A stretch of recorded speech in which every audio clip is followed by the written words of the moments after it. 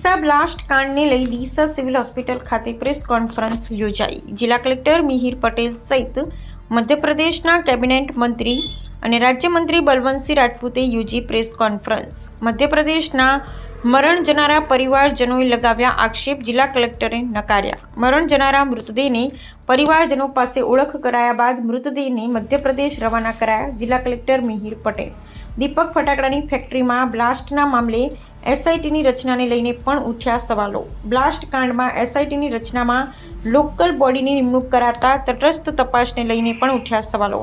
Factory માલિક પિતા પુત્રની પોલીસ દ્વારા ધરપકડ કરવામાં આવેલ છે। કસૂરવારો સામે કડક કાર્યવાહી કરવામાં આવશે, જિલ્લા કલેક્ટરે આપી ખાતરી। ગઈકાલે રાતથી જિલ્લા વહીવટીતંત્ર બનાસકાંઠા એ દેવેશ અને હરદા જિલ્લાના ડિસ્ટ્રિક્ટ એડમિનિસ્ટ્રેશન સાથે સંપર્કમાં હતું।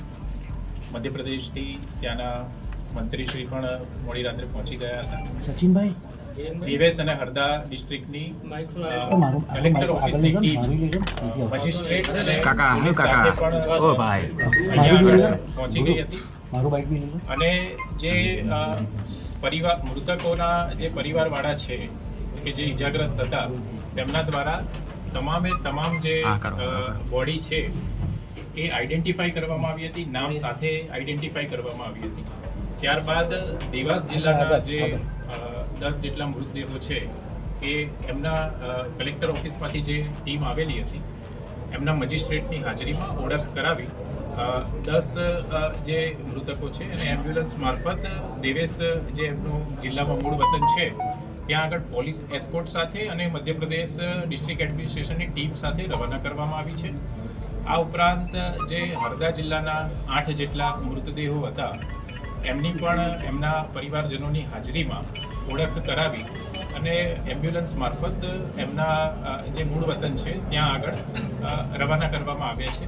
આ સમગ્ર જે પ્રક્રિયા હતી એમાં મધ્યપ્રદેશ જિલ્લાના માન્ય મંત્રીશ્રી, આઈજી અને ડીઆઈજી કક્ષાના સિનિયર અધિકારીશ્રી, મધ્યપ્રદેશ સરકારમાંથી સબ ડિવિઝનલ મજિસ્ટ્રેટશ્રી, ડીવાયએસપી શ્રી, તમામ જે ઉચ્ચ અધિકારીઓ છે અને પરિવારજનો દ્વારા જે ઓળખ કરવામાં આવી છે તે તમામ પરિવારજનો સાથે હતા। ચોક્કસથી એક આ જે ઘટના છે એ ખૂબ દુઃખદ ઘટના છે। જેના પરિવારમાં આ ઘટના બની હોય એના ઉપર જ વીતે અને એને જ સમજાય એટલે ક્યાંક ને ક્યાંક પરિવારજનોમાં આક્રોશ હોઈ શકે છે, પણ તમામ જે વેરિફિકેશનની પ્રક્રિયા છે એ ગુજરાત સરકાર અને મધ્યપ્રદેશ સરકારના ઉચ્ચ અધિકારીશ્રીઓ અને મંત્રીશ્રીની હાજરીમાં વેરિફિકેશન બાદ જ પૂર્ણ કરવામાં આવી છે। તો જે પરિવારજનો આક્ષેપ કરી રહ્યા છે એમના સ્વજનોની ડેડ બોડી અહીંયા અત્યારે હાજર છે।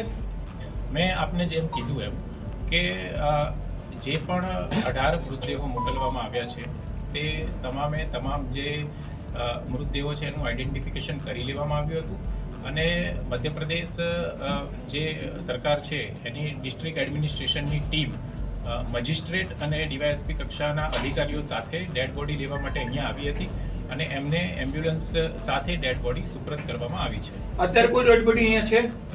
હાલમાં જે તમામ 18 મૃતદેહો છે એ મધ્યપ્રદેશ સરકાર તરફથી જે મજિસ્ટ્રેટની ટીમ આવી હતી તેમને સુપ્રત કરવામાં આવી દીધી છે અને એમ્બ્યુલન્સ હાલમાં મધ્યપ્રદેશ જવા માટે રવાના થઈ ગઈ છે। સાહેબ, આપના નિવેદનો છે એ એમ કહે છે કે 4 અમારા સભ્યો હજી મળતા નથી, એમની ડેથ થઈ ગઈ છે, તો એમની ડેડ બોડીનું શું હવે?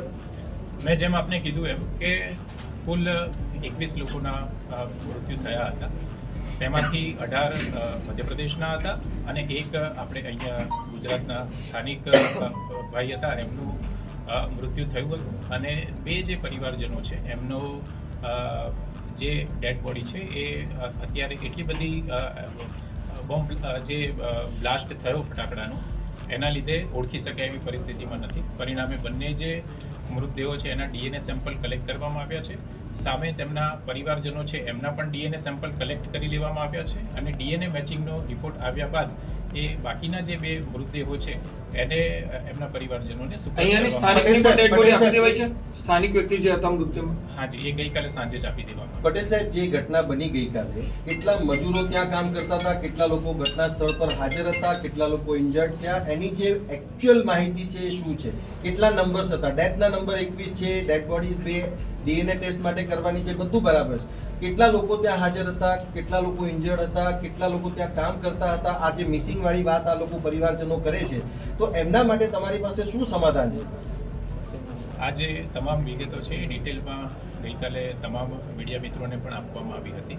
કુલ સૌથી પહેલાં કુલ જે ઇન્જર્ડ વ્યક્તિ છે એમની વાત કરું તો 6 જેટલા વ્યક્તિઓ જે ઇજાગ્રસ્ત છે, એમાંથી 3 જેટલા જે વ્યક્તિઓ છે એ ડીસા સિવિલ હોસ્પિટલ ખાતે અત્યારે સારવાર હેઠળ છે. 3 વ્યક્તિઓ પાલનપુર સિવિલ હોસ્પિટલ ખાતે સારવાર હેઠળ હતા, જેમાંથી એક જે વ્યક્તિ છે એ એક વ્યક્તિને અમદાવાદ સિવિલ હોસ્પિટલ ખાતે વધુ સારવાર માટે શિફ્ટ કરવામાં આવ્યા છે. બાકીના જે 21 વ્યક્તિઓ છે એમાંથી જે 19 મૃતદેહો છે એમાંથી 18 મધ્યપ્રદેશના હતા, અને જેમ મેં અગાઉ જણાવ્યું એમ મધ્યપ્રદેશ સરકારના અધિકારીઓની હાજરીમાં એમ્બ્યુલન્સ મારફત એમના મૃતદેહો એમના જે વતન છે જવા માટે રવાના થઈ ગયા છે. એક જે મૃતદેહ હતા એ આપણા ગુજરાતના સ્થાનિક હતા.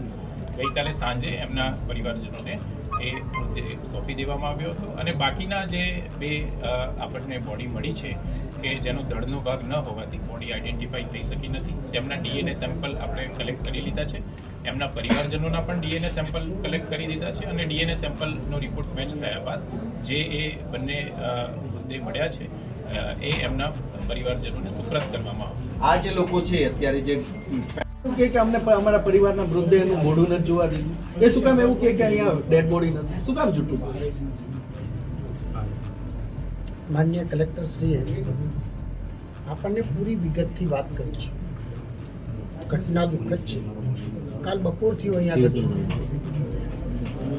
આપણી ગુજરાત સરકારથી આપ સૌના સહયોગથી જે કોઈ ગુજરાત સરકાર જેટલું પોઝિટિવ થઈ શકે, ઝડપથી થઈ શકે એ પ્રકારની વ્યવસ્થા આપણે 3 પ્રકારે કરી છે.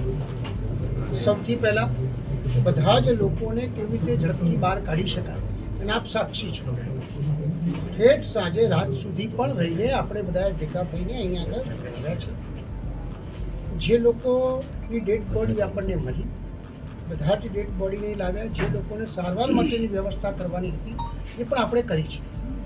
હું છેલ્લે સીધું પાલનપુર સિવિલમાં જઈને પણ રાત્રે એક ભાઈને આપણે અમદાવાદ ટ્રાન્સફર કરીને પણ એને પણ સારી વ્યવસ્થા થાય એ પ્રકારનું આયોજન કર્યું છે. માન્ય મંત્રીશ્રીએ કીધું, કલેક્ટરશ્રીએ કીધું, હું પણ કહું છું કે ચોક્કસ એમના પરિવારજનોના છે, પણ મોટા ભાગના જેટલા પરિવારવાળા અહીંયા આવ્યા અને કલેક્ટરશ્રીની તોના લોકોના જે અધિકારીઓ આવ્યા અને આપણા અધિકારીઓ બધાને ભેગા કરીને કે આજે લગભગ હું ધારું છું 24 કલાક ઉપર થઈ ગયા, એટલે બોડીને વિશ્લેષણ પણ થાય, અને એ જ લોકોને બેસાડીને જેમ હમણાં કહેવામાં આવ્યું કે ભાઈ એ લોકોને આપણે મોકલ્યા છે, અને બાકીના જે લોકો આવ્યા એને પણ હમણાં કીધું છે જેમ ભગવાનજીભાઈનું જે 4 જણનો છે એમને પણ આપણે બતાવડીને વ્યવસ્થા કરી છે. સ્વાભાવિક દ્રષ્ટિએ કાંઈ પણ તકલીફ ના પડે એ બાજુનું બંને સરકારો જોડે રાખીને કામ કરી. સાહેબ, આપે કહ્યું કે 24 કલાક થયા. સવાલ એ જ છે કે 24 કલાક થયા, એક બ્લાસ્ટ થાય છે, તીવ્ર બ્લાસ્ટ થાય છે, સરહદી વિસ્તારના જિલ્લામાં બ્લાસ્ટ થાય છે.